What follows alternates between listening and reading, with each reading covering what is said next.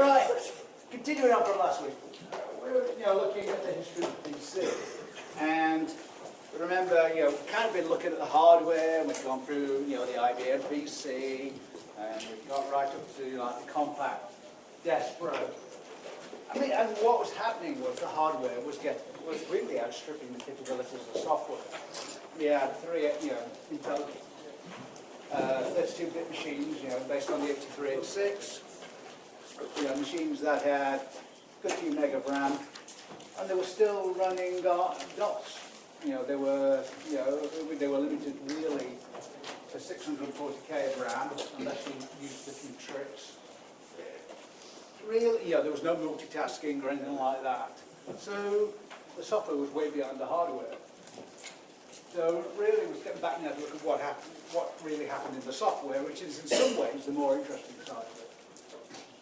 So,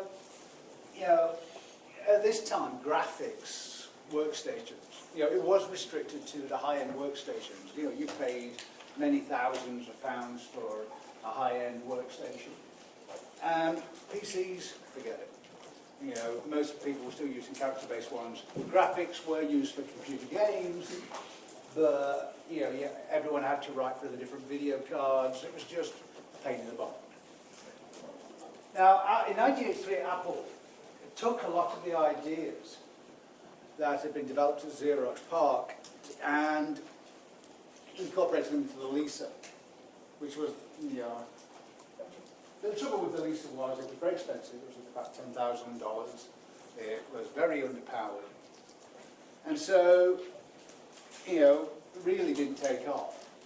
Now, then in 1984, Apple took quite a few of the ideas from the Lisa and brought them down into a smaller machine, and that was the Mac. Now, of course, the Mac then was nothing like what we know and love today. Still based on the Motorola 68000. So remember, Macs now are based on Intel chips, but when they first came out, they were based on Motorola chips. Very different chipset, very different instructions. Again, specs-wise, not a lot to it. It had 128k of RAM, one floppy disk drive, no hard drive. But it was the first commercially successful computer that included a user interface. A graphical user interface. That's what it looked like then. Obviously there was a keyboard. Again, it was monochrome. Nothing like the Macs we're used to today. And there's a closer up of the UI. It's a sort of familiar sort of thing. But again, it was all monochrome. There was no colour. Now, it's worthwhile just to take a look, because the advert for this was kind of interesting. When I first came down here, I had this embedded in my PowerPoint slides. Would it run? Would it heck? So we'll just start it separately.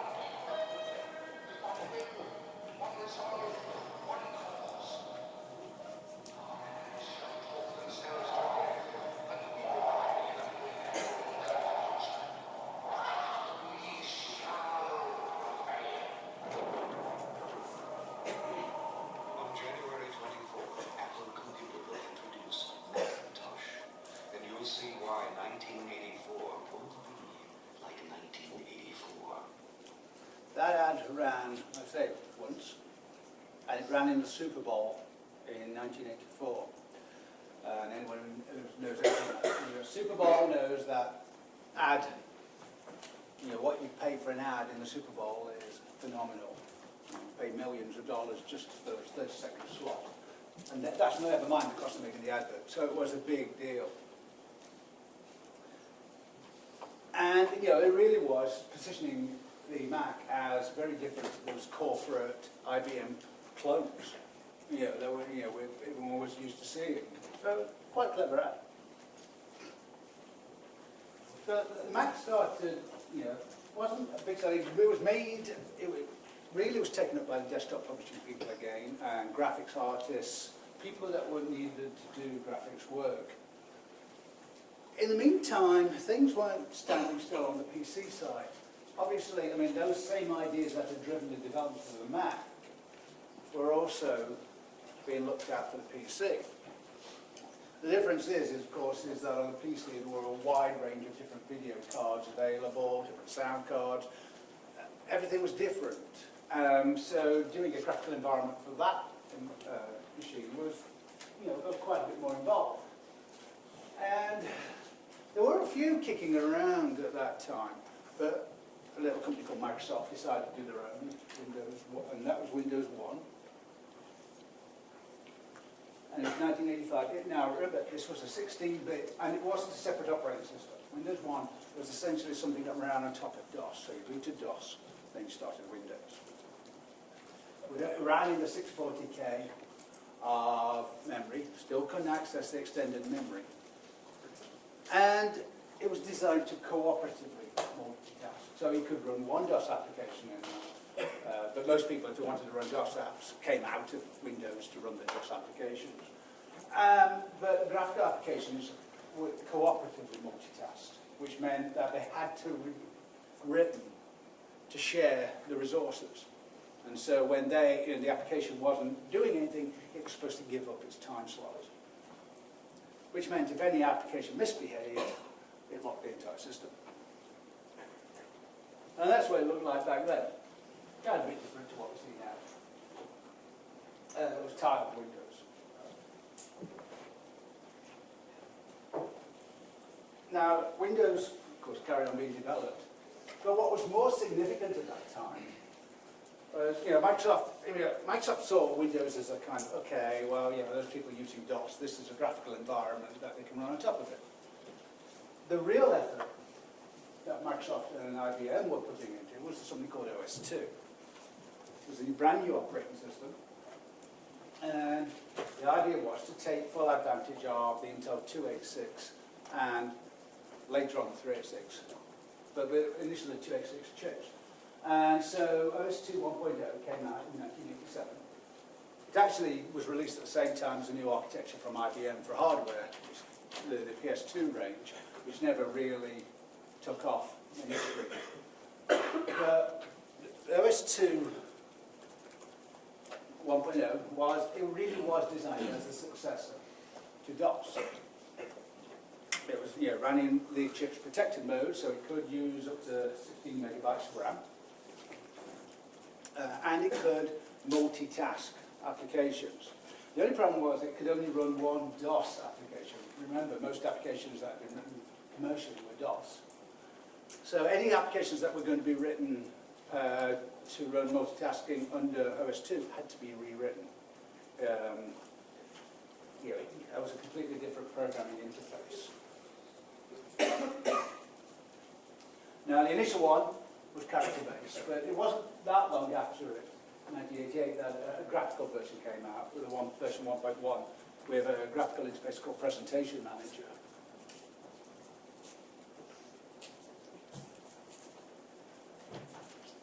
So in 1988 we had OS2 1.1 come out with a GUI interface. We also had Windows 2 release.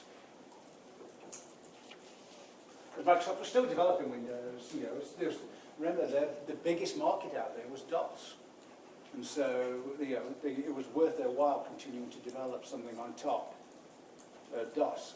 But they were hoping mainstream, both at Microsoft and IBM, that the world would move to OS2.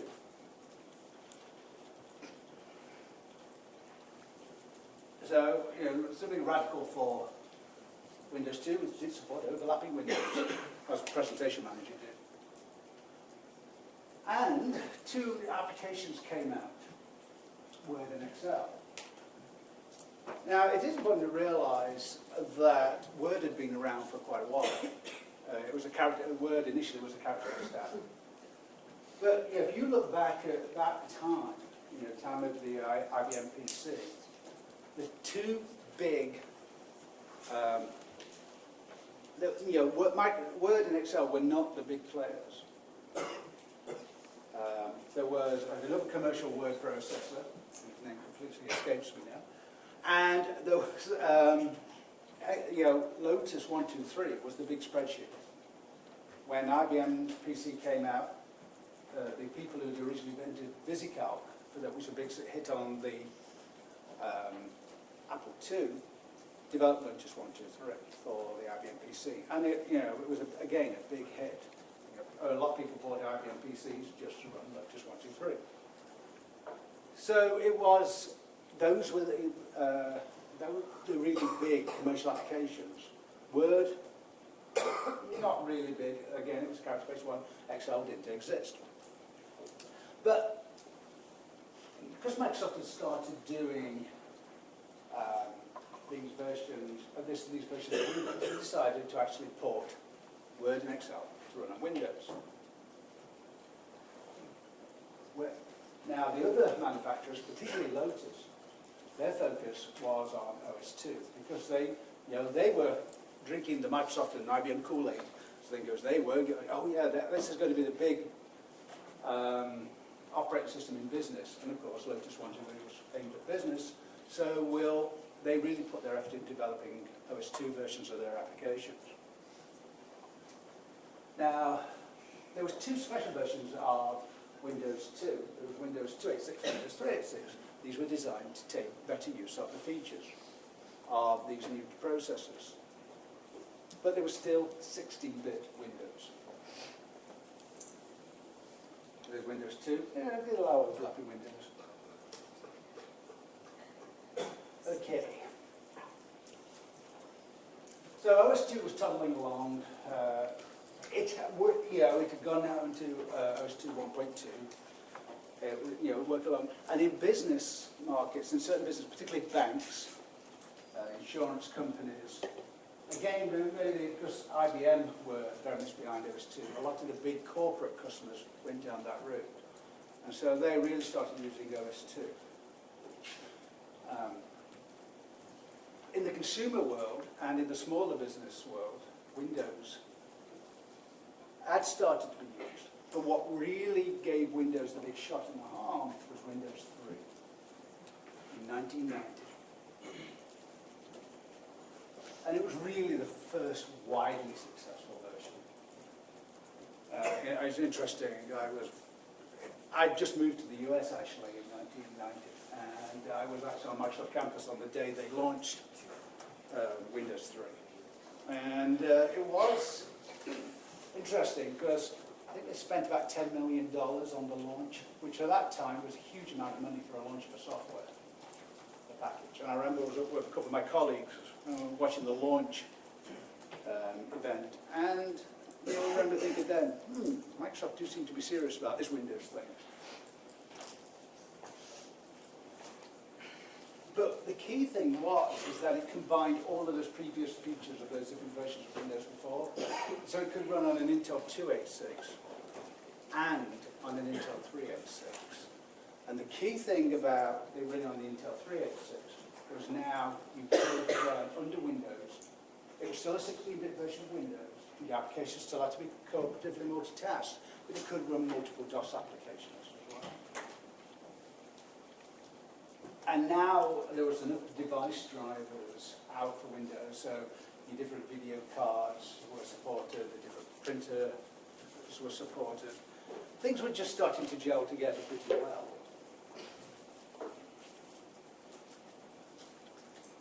It was followed by Windows 3.1 and then Windows Word 3.1.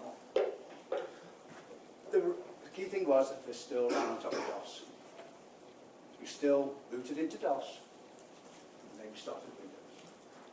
Now, once you're in Windows now, a lot of people stayed in there all the time. But if you wanted to write games, they were still written for DOS, really. I mean, yeah, you got the simple games like Solitaire and that sort of thing for Windows. But if you took serious, hardcore gaming, you still ran on top of DOS. You still talked directly to the video card.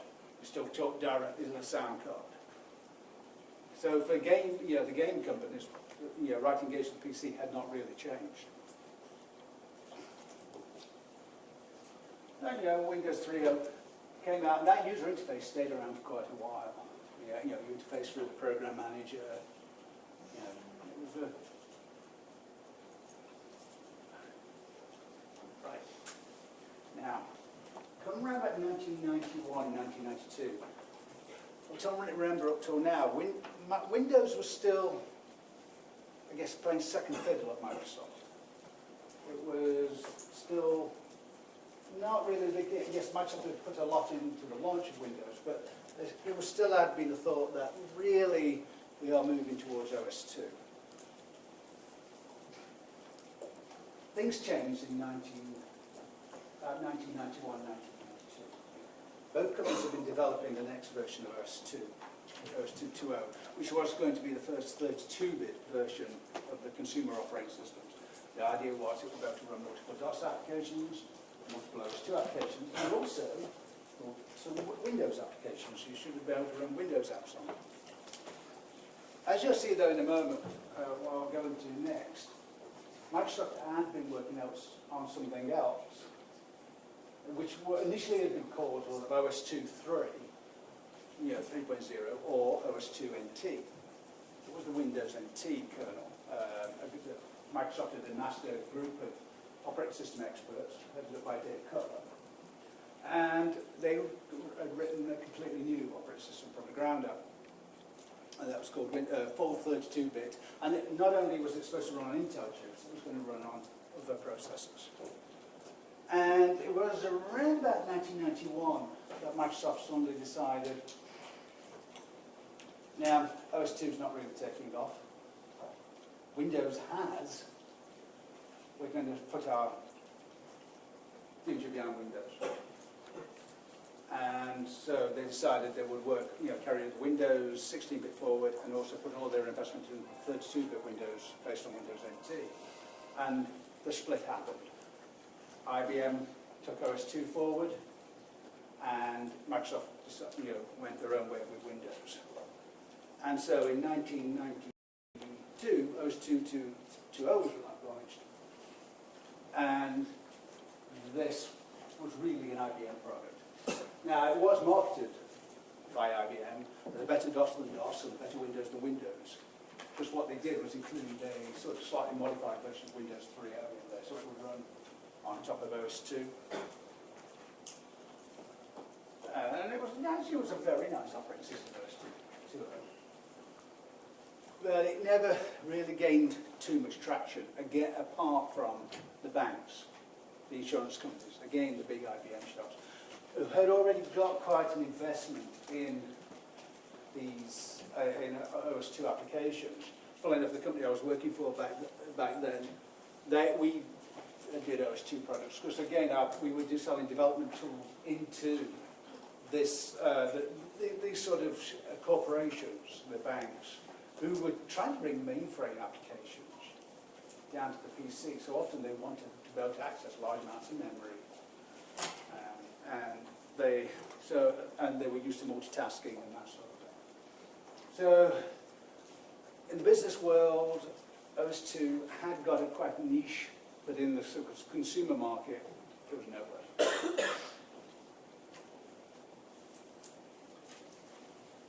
The first version of NT was released in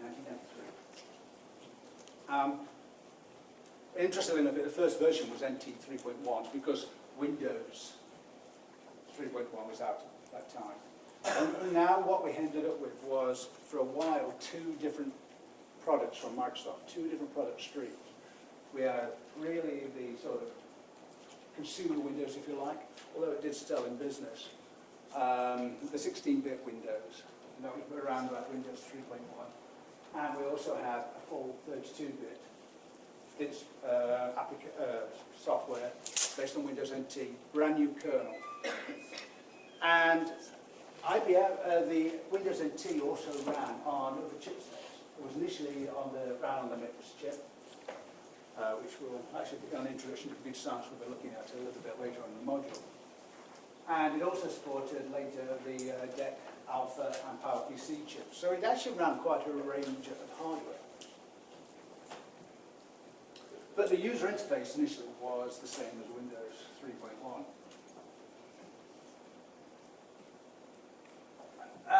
It really was focused on the business market. In fact, there was two versions of it. There was the workstation version and the server version. And that's where, you know, Microsoft was really focused on pushing forward into the server market.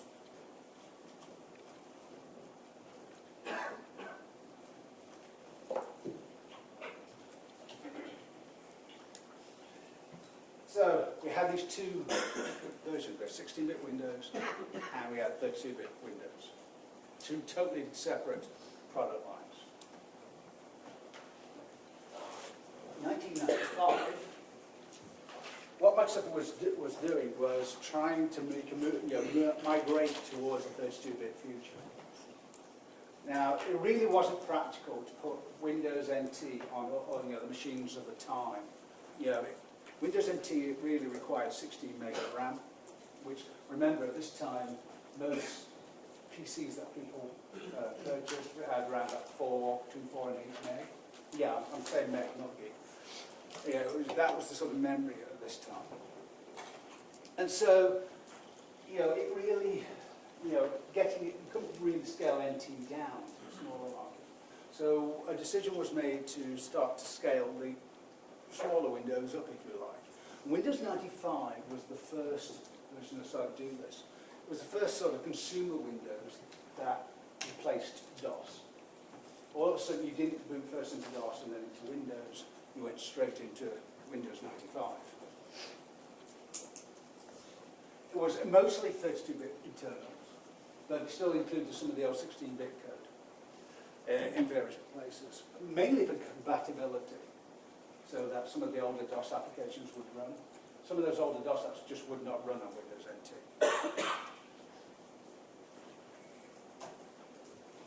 And it introduced the new, they sort of started getting to the Windows graphical interface that we're more familiar with today, including the Start button.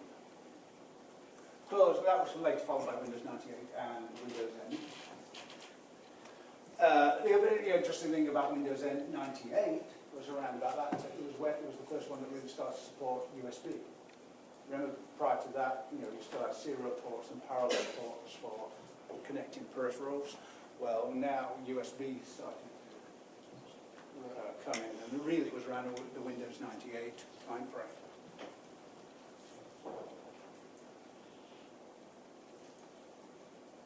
So, although it's a bit austere by what we're used to now, you can see the sort of beginnings of the user interface that we're very familiar with today. And Windows NT was upgraded with that new user interface, and that came out in Windows NT 4.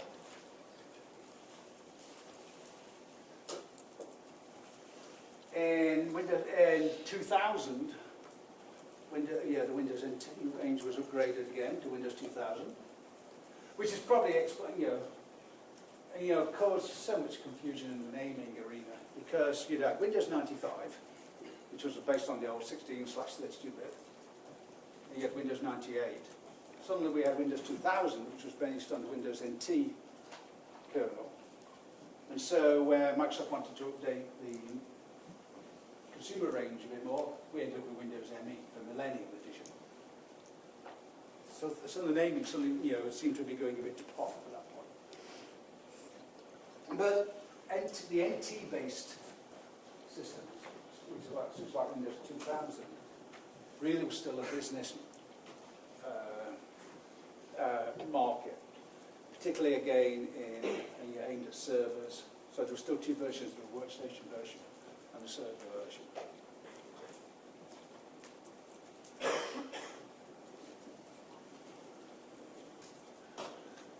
The thing is now, the idea of 32-bit applications had taken off enough now. People were writing 32-bit applications for Windows. It started to supersede the old 16-bit applications. Just as importantly, games manufacturers, the games producers, were writing games for Windows. Because along when Windows 95 came out, the first versions of DirectX came out. And those of you on the games course will get familiar with DirectX, but it was a set of interfaces on top of Windows that gave pretty much direct access to video cards. So rather than the games developers having to write specifically for each video card, they could now write to the DirectX APIs, and they have games that started to run on top of Windows. Because remember, those games that wrote any software that wrote directly to the hardware, such as games, was never going to run on Windows NT, because that completely isolated the hardware from your applications. There was no way on Windows NT you could write directly to any hardware. No matter whether it's a video card, sound card, disk drive, whatever, you can't do it.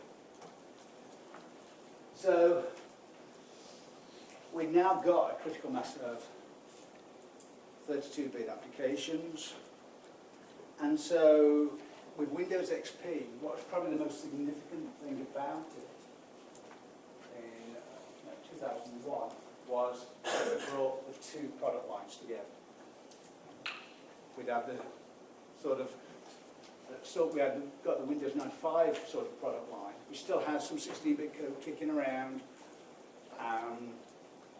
We're still running on some of the older architecture, and we had the Windows NT line. They came together in Windows XP. And Windows XP was based on the Windows NT kernel. So now there was enough of a market there to really go with one operating system line. Ooh, how did I go backwards? That was pretty good, wasn't it? Let's try that again.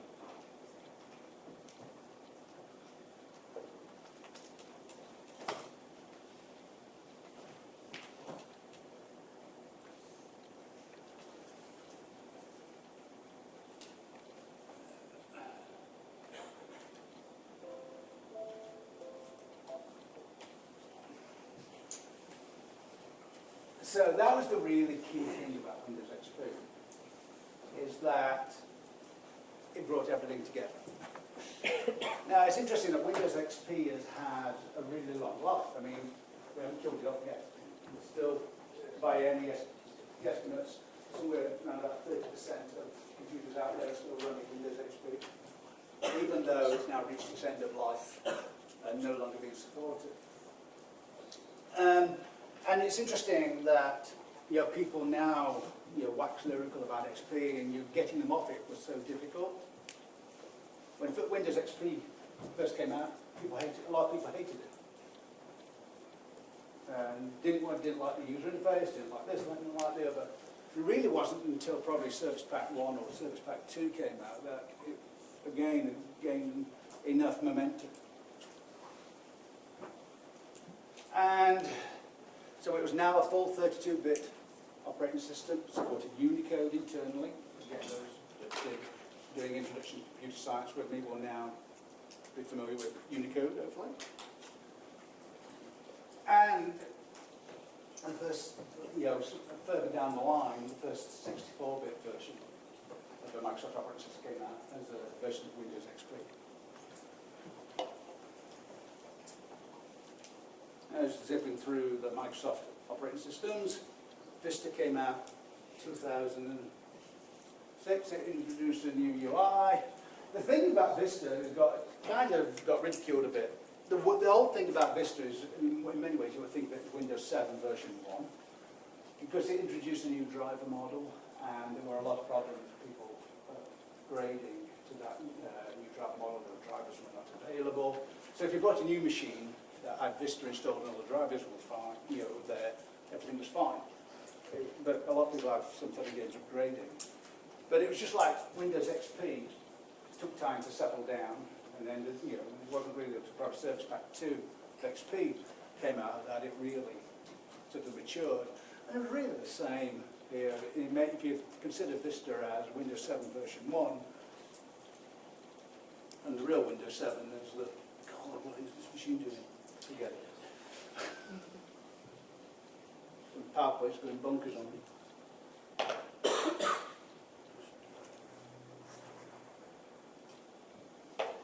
Good. Get off that. Because actually, I think the other reached the end of the slide anyway. So Windows 7 came out, and again, it's been a kind of a big hit. But what's interesting is that, and I think this is really going to be the key point from today. We as sort of consumers, you get used to upgrading machines. It's easy, okay, well, a new operating system comes out, and it's relatively easy for us to stick it on our machine.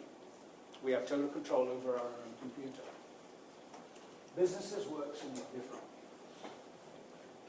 And the time to upgrade operating systems is a lot longer. I mean, this university only upgraded to Windows 7 in the wider university. It was about 2 or 3 years ago. Our computer labs, we tend to keep up to date as much as we can. I think you should have noticed now that the labs at least are dual booted, Windows 7 and Windows 8.1. So those who want 8.1 can use it. But the rest of the university have only relatively recently upgraded to Windows 7. So before that, they were on Windows XP. And that's typical of a large organisation. If you think about how many computers are in this organisation, then upgrading becomes a massive task. It's not just the cost of all the licenses. It's also, if you've had machines around for a while, you may have to upgrade hardware. But the most critical thing is the applications you're running on it. And one of the biggest issues with for corporations moving from Windows XP has been their in-house software. Because the other key thing that came out with Windows XP was Internet Explorer 6. Now, what people don't realise now, when we look at Windows and you think, oh my God, XP came out in 2001. Internet Explorer 6 was kind of probably the most modern browser at the time. And it did support quite a few add-on capabilities. And corporations wrote software that worked with that browser. And they made use of quirks from that browser. They made use of plugins that only worked with IE6. And it wasn't just the in-house applications, it was a lot of the third-party applications that big companies use were supported on IE6. So, moving away from XP to even to Windows 7 was really quite difficult because IE6 is not supported on Windows 7. And that has been actually what, for bigger corporations, has been one of the biggest issues, is there's so much investment of applications only around IE6 that we've been unable to move away from it, and it's taken a lot of rewriting and testing. Again, we get so used to upgrading our browser. A new version comes out, okay, I'll just install it. Again, you've got it corporate-wide, and you've got applications that rely on that software. And that particular version of the browser, and it's only been tested with that browser, and it's only supported by the software supplier on that browser. Moving away from it becomes quite difficult. So, upgrading has been a real problem for corporations. When you've got many, many thousands of computers, it tends to become a real issue. So, it's starting to put yourself in the mindset of people running IT departments in large companies. You can see where this rapid change in software isn't necessarily good. If you're going to deploy an application throughout the company, you test it on a limited number of platforms, limited number of browsers or whatever, and you have to keep it locked to that. So, kind of interesting, last year, in our computing labs, Chrome, we have Chrome on there, as well as IE and Firefox. Chrome updates, will just update itself. Around about the beginning of last year, we suddenly found Blackboard gave us big problems with a Chrome update. Suddenly, you would log into course resources, go to another page, and have to log in again. And you want to use log in again. So a Chrome update and broken.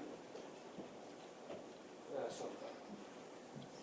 Now, yeah, we could get around that in the labs. We just say, well, use IE or use Firefox. But you can't do that in a big company where you've got lots of people that are trained on using a particular piece of software. They're not computer experts. They just know how to use a particular piece of software. And so, it becomes a big, that sort of thing happening is a nightmare. And so, again, we get into very locked down environments. Users know what they like, know what they use, know how this key does this key does this, and don't like change. And that's kind of led us to where we are. The one operating system I have not mentioned, and I should really, is Linux. Linux on the desktop is not got a huge market. There are some good diehards. Linux on the server is huge. So it's really important, that you will get exposed to Linux while you're here. And that is, it's really important, particularly those of you on the networks and security, for example, who will be administering servers at some point, or anyone that's going to be administering, you need to be as familiar with Linux as you are with Windows servers. Linux is an open, interesting. I used to use different versions of Unix. When you used to go to a lot of the server manufacturers, they all came with their own version of Unix. So Sun had Solaris, AT&T had System 5. Was it System 5 or System 4? No, System 5, wasn't it? Yeah, well, there was a System 4 before there was a System. Yeah, well, there would be. But the main one was, and then HP UX. There was different versions of Unix. A lot of similarities, a lot of differences. Now, Linus Torvald did an open source version of Unix. That's what Linux is, really. It's an open source version of Unix. And it's actually become pretty mainstream. A lot of the proprietary Unixes have died a death and been replaced by Linux. So it is important that, and you will get exposure to it, and it's important that you get to learn how to use it. So, but on the sort of mainstream consumer market, Linux is obviously not very big. So, where are we now? Well, you pretty much know where we are now. The world has changed. We are on what's known, I guess some people have called it post-PC market. Not really, because sales of PCs are going up again now. But the world has changed. If you go, it's not that long ago. If you go, people, if they want to look something up, or even they want to use the internet, they used a PC. Well, you know very well now that's changed. People use smartphones, use tablets. And so application development now has to factor in all of those. And it's causing some manufacturers problems. I think you've seen over the recent years that Microsoft have been having some fun times getting to grips with this new market. Windows 8, when it came out with a brand new UI. If you use a tablet, or a Windows tablet, the Windows 8 UI was brilliant. It actually was quite slick, touch. But it actually didn't work very well for keyboard and mouse users, which was the biggest market. And so, Microsoft have done some work with 8.1 and 8.1 update 1 to make it easier to use the keyboard and mouse. And I've been using them all along, and I actually must admit, the current version of 8.1 I really like. But the technical preview of Windows 10 is out now, which will merge those two UIs in a much better way.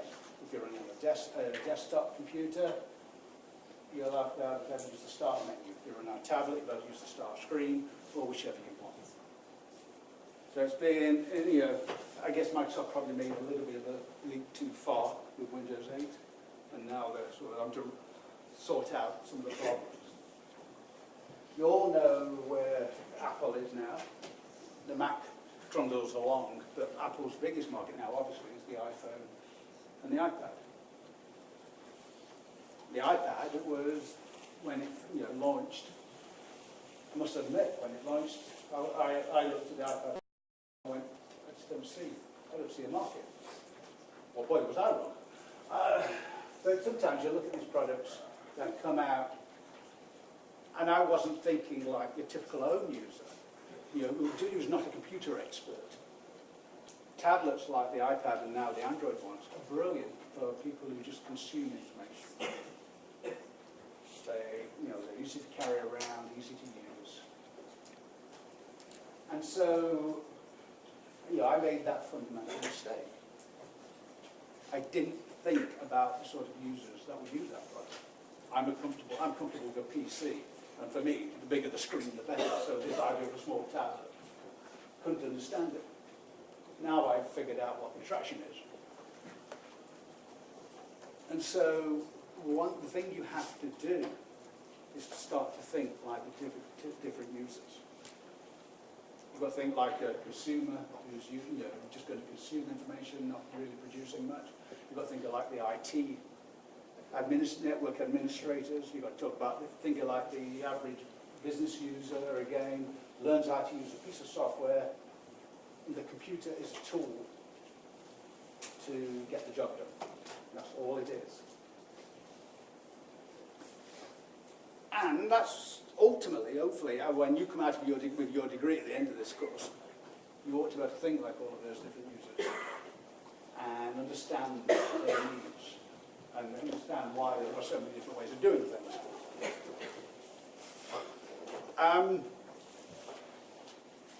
Of course, there are many other things that have changed in the industry now. We're moving more towards cloud-based systems and that, and we'll talk about those in a